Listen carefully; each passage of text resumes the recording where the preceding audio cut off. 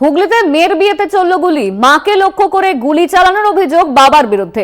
আহত মহিলা চুচুড়া হাসপাতালে ভর্তি। অভিযুক্ত বাবাকে আটক করে তদন্ত করছে পুলিশ।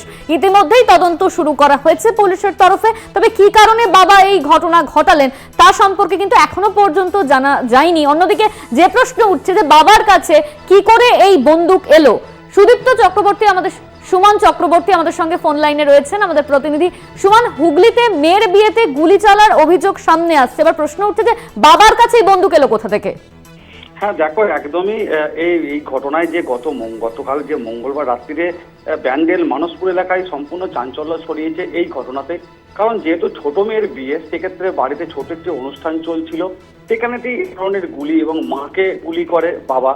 কিন্তু প্রশ্ন হচ্ছে এই বন্দুক এলো কোথা থেকে। দেখো, ইতিমধ্যে বাবা যে রয়েছে কিষাণ মালিক, তাকে আটক করেছে পুলিশ এবং তদন্ত সাপেক্ষে পুলিশ এই কিষাণ মালিককে আটক করেছে এবং তদন্ত সাপেক্ষে পুলিশ পুরো ঘটনা এই মুহূর্তে আমাদেরকে কিছু জানাচ্ছে না। এবং পুলিশ যেটা আমরা প্রাথমিক তদন্তে জানতে পারছি, পুলিশ সমস্ত ঘটনাটা তদন্ত করে দেখছে এবং যাতে দ্রুত এর সঙ্গে আর কারা জড়িত আছে কিনা বা বন্দুকটা পেলো কোথা থেকে, কিভাবে কি আসছে, সমস্তটাই জিজ্ঞাসাবাদ করছে।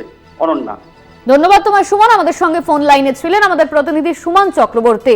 হুগলিতে মেয়ের বিয়েতে গুলি চালানোর অভিযোগ বাবার বিরুদ্ধে, মাকে লক্ষ্য করে গুলি চালায় বাবা, এমনই অভিযোগ কিন্তু সামনে আসছে। ইতিমধ্যেই তদন্ত শুরু করেছে হুগলি থানার পুলিশ।